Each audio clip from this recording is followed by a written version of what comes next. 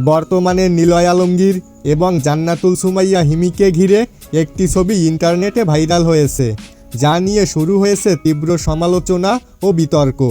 অনেকেই এই ছবিকে ঘিরে নানা ধরনের মন্তব্য করছেন, কেউ কেউ আবার বিষয়টিকে ভিন্নভাবে ব্যাখ্যা করছেন। বিশেষ করে কিছু তথাকথিত নেতা ও সোশ্যাল মিডিয়ার প্রভাবশালী ব্যক্তিরা জেন্ডার ইস্যু টেনে বিষয়টিকে আরও বড় করে তুলছেন। তবে হঠাৎ করে এই ঘটনাটি নতুন মোড় নেয় যখন একটি লাইভে এসে জানানো হয় এই ছবিটি আসলে বাস্তব নয়।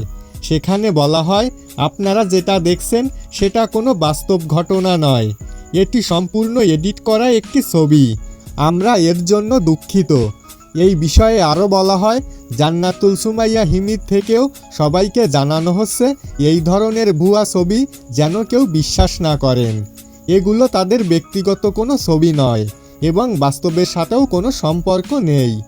এই বক্তব্য আসার পরে অনেকে বিষয়টি নতুনভাবে ভাবতে শুরু করেছেন, কারণ বর্তমান সময়ে প্রযুক্তির মাধ্যমে যে কোনো ছবি বা ভিডিও খুব সহজে পরিবর্তন করে ভাইরাল করা সম্ভব। আর সেই সুযোগটাই কাজে লাগাচ্ছে কিছু অসৎ মানুষ, যারা ভিউ আর আলোচনার জন্য যে কোনো কিছু করতে প্রস্তুত। তাই শেষ পর্যন্ত বলা যায়, ভাইরাল মানেই সত্য নয়। যে কোনো কিছু দেখে বিশ্বাস করার আগে যাচাই করা খুবই জরুরি।